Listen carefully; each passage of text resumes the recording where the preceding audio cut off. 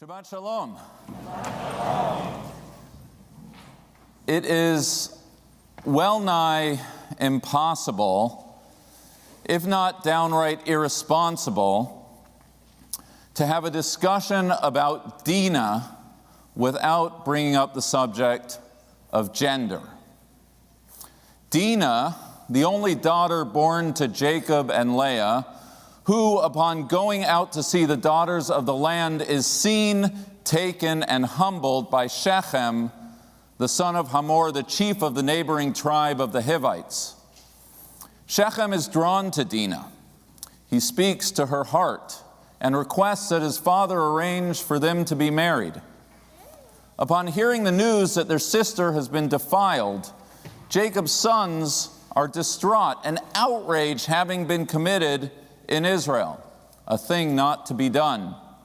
Shechem's father, Hamor, is unaware of Dinah's brother's acute hostility and seeks not only to arrange a marriage between Dinah and Shechem, but between all the children of Jacob and Hamor. Speaking with guile, Dinah's brothers explain that any such marriages would be contingent on the circumcision of every male of Hamor's tribe.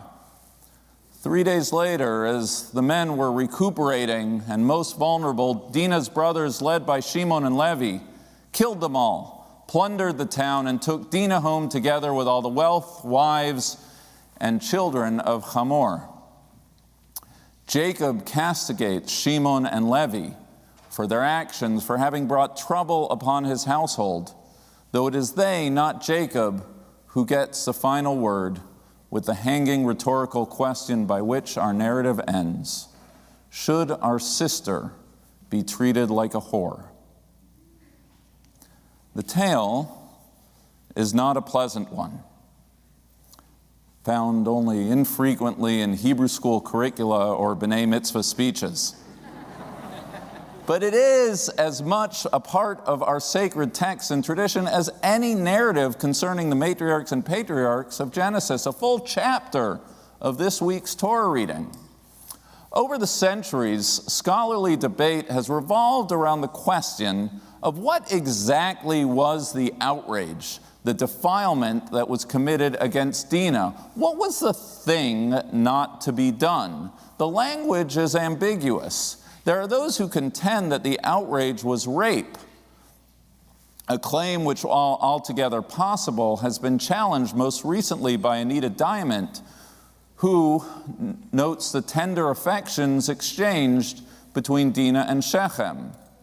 There are those who claim that the offense was not sexual assault, but sexual relations outside of marriage, an explanation which, while also plausible, becomes less so upon considering that the brothers' demand and Shechem's kinsmen consent to self-circumcision does nothing to address any violation of Dinah's chastity.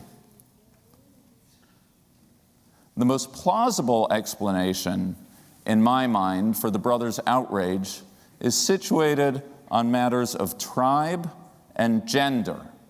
It was my late great professor at the University of Chicago, Tikva Frimer-Kensky, who taught me that in order to appreciate the narratives of Genesis, one must understand that the Bible reflects a world that is patrilocal in residence, patripotestal in authority, and patrilineal in descent. To say that in English, it means that in the ancient Near East, geography and identity were shaped by the Beit Av, the house of the father.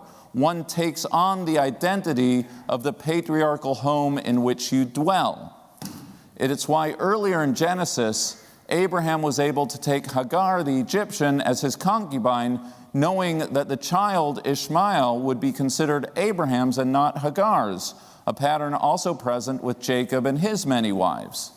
Conversely, it's why last week Jacob fled his father-in-law's home, Laban's house, because, amongst other reasons, he feared that the longer he stayed, the more likely that the faith of his wives would be defined by the idols of his father-in-law and not by him. On the subject of intermarriage, biblically speaking, gender matters. An Israelite man marrying a non-Israelite woman is far less threatening to the Jewish future than the other way around, because identity is determined by the male line.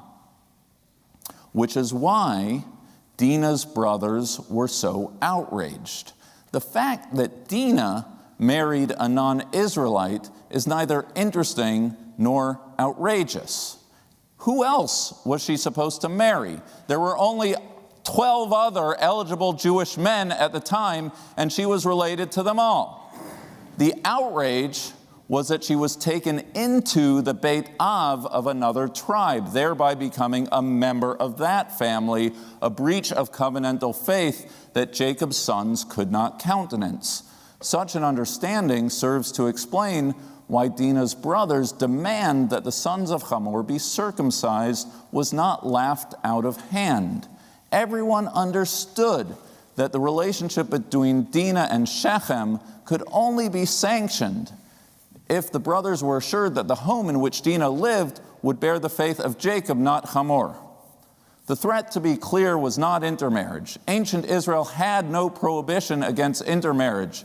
Lest we forget, our story concludes with all of the captive widows of Hamor's house entering Jacob's house, the presumption being that they became then members of Jacob's tribe. The threat, the violation, the outrage, the defilement was a reflection of the Bible's understanding of the interface between gender and intermarriage. In a world where identity is transmitted through the father, Dina's entrance into the house of another pater familias was an unthinkable threat to Jewish continuity that demanded a response.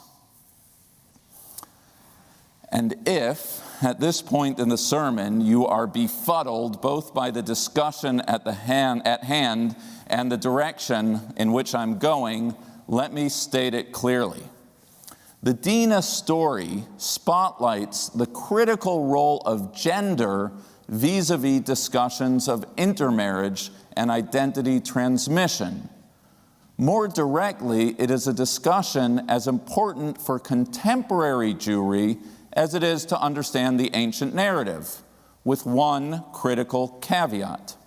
Today, the situation is flipped.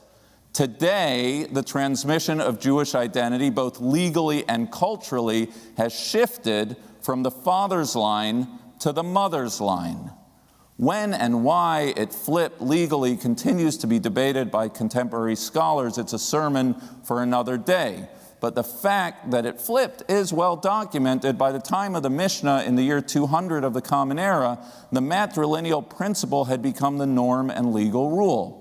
It's a norm shared by Orthodox, Conservative, and Reform Jews until as recently as 1983, when the Reform movement began to recognize Jews of patrilineal descent. I do believe that this question, the role of gender vis-a-vis intermarriage and identity transmission, is a necessary, albeit third-rail conversation for us to have as a Jewish community. 72% of non-Orthodox American Jews will marry someone not born Jewish, numbers which are trending generationally as evidenced by the most recent Pew Research poll stating that 82% of married Jews with one Jewish parent have a non-Jewish spouse. No different than in biblical times, intermarriage is a fact of Jewish life. And no different than biblical times, gender plays a significant role. In the 2001 National Jewish Population Survey, Jewish women marrying non-Jewish men were nearly twice as likely to raise their children Jewish than Jewish men who marry non-Jewish women, a difference of 47% to 28%. Similarly, the 2005 survey of the Boston community observed that, quote, intermarried households where the Jewish parent is female are significantly more likely to raise their children as Jews. Jewish mothers married to non-Jews are near universal in reporting that they raise their children as Jews.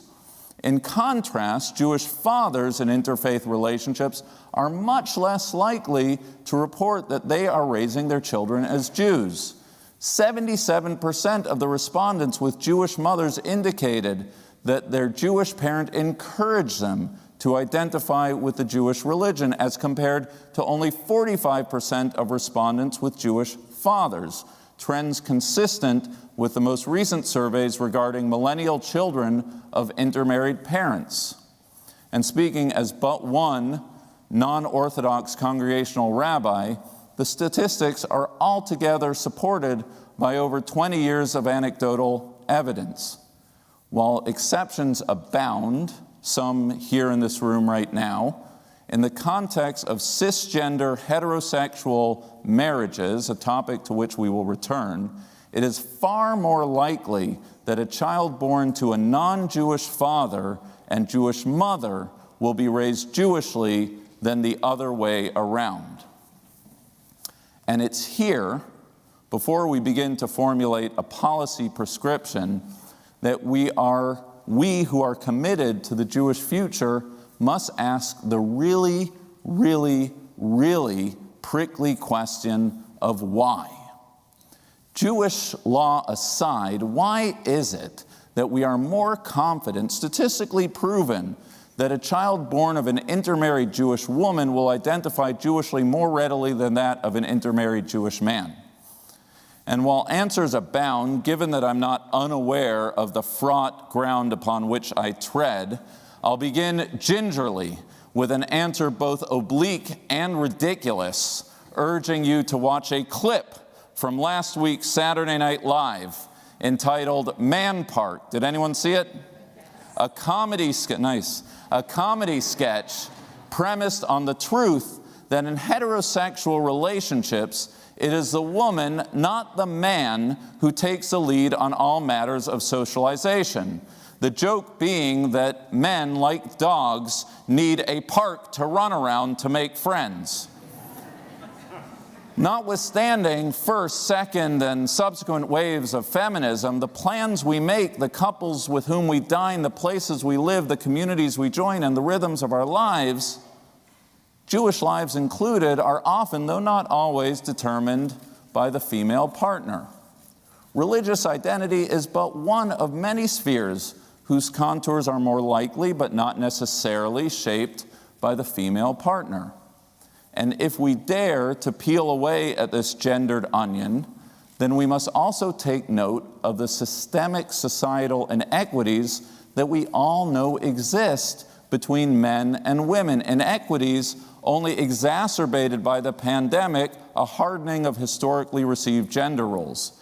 It doesn't take a PhD in economics to understand why, as long as women are not paid the same as men for the same work, that men will continue to predominate in the role of the provider, while women in the domestic and thus the religious sphere. The feminization of the religious sphere has been well documented over the last 50 years, extending beyond the home and into Jewish institutions themselves, a trend informed by the gendered manner by which society values, or more precisely, devalues volunteerism. There are a variety of reasons why Jewish identity, independent of Jewish law, has shifted to women, some having to do with the strengths of women, some having to do with society as a whole, and some having to do with inherited definitions of manhood. Men have a hard enough time, as the joke goes, asking for directions. But if you're a man who, despite having attained an educational and economic status beyond the wildest dreams of generations Jewish past, has a hard time decoding Hebrew letters, never mind saying Kiddush or leading a discussion with your children on the Torah reading at the Shabbos table, it takes courage, humility, and patience on a heroic level to pause, to seek help, to get a tutor, so you yourself can be positioned to take point on the Jewish life of your household. And while we might understand and even sympathize with the impediments preventing men from taking the lead on Jewish life and living, the consequences are devastating. generations of children raised without the shaping educational influence of fathers on children's Jewish character. So where do we go from here? Given the statistics, I suppose one could argue that a new policy on intermarriage should emerge, one that is data-driven and results-oriented, whose success is measured by way of Jewish futures created. Rabbis, you can officiate at weddings of Jewish women to non-Jewish men because the children of those weddings will more likely be Jewish. One could, I suppose, make exactly the opposite argument, that it is the Jewish men marrying the non-Jewish woman for whom a rabbi should be present. Is it, after all, at all surprising that such couples are disinclined to raise their children Jewishly when Jewish law and the Jewish community tells them that the mother is not Jewish? Are we not living a self-fulfilling prophecy? Is it not these couples, more than anyone else, who would be the immediate beneficiaries of a warm embrace from an inclusively minded clergy? And while all of these ideas are deserving of a fair hearing, allow me to offer my own thoughts on the matter. What if all of us here in this community decided to take personal agency for our own identities and shared Jewish future? What if Jewish men married to non-Jewish women and Jewish women married to non-Jewish men were to agree that when it comes to raising Jewish children, there is no fairy dust in this world? If Jewish identity and Jewish continuity is the desired outcome, that it's an outcome that will only happen by way of intentionality, effort, humility, and hard work. What if we stopped talking about Jewish men married to non-Jewish women and Jewish women married to non-Jewish men and treated everyone like an adult, stakeholders accountable for the decisions that they make? What if we created a synagogue and society that valued the volunteer hours of women and men equally, that valued domestic roles, whether filled by men or women, that sought to create an equitable society, that celebrated lifelong learning for women and men, that met people where they are and empowered them to be shapers of Jewish identities of their children? What if we stopped thinking that a Jewish family is defined by two Ashkenazi heterosexual partners and acknowledge that we have Jews both single and married, straight and queer, Caucasian and Jews of color, cisgender and trans? What if we stipulated that our measure of self-worth and success as a Jewish community is not about throwing up impediments to Jewish engagement, but creating a community where the riches of our tradition and covenantal possibilities are made as accessible as possible? This isn't a free-for-all. There are boundaries. A community that stands for nothing falls for anything. But to be a big tent means that we must be willing to house all those seeking entry, every sincere soul seeking admission, deserving to be treated with the infinite dignity as befitting a person created in the image of God. I've said much, more than I had planned on saying, things about which I have thought about for some time. A conversation, hopefully, that merits to be unpacked, discussed, debated, and acted upon. The Dina story bears with it many lessons: gender, tribal identity, intermarriage, fear of the other, amongst others. Its most enduring lesson, tragically though, is of course Dina herself. Not a word, not one word do we hear from her. Her voice, her feelings, her love, her fear, her pain, her hopes, nothing, not a word. So maybe the first step in our communal conversation is not so much to speak and do, but to listen, to acknowledge all the Dinas, all the muted voices in our midst, seeking voice, wanting to be heard. There are a whole lot of people who don't fit into neat boxes, but love the Jewish people, who have our best interests at heart, and who seek to be part of shaping our future. So let's do what should have been done way back when. Listen more and speak less, and maybe, just maybe, together with all the inhabitants of our land, we will arrive shalem, whole, at one and at peace with our Jewish future. Shabbat shalom.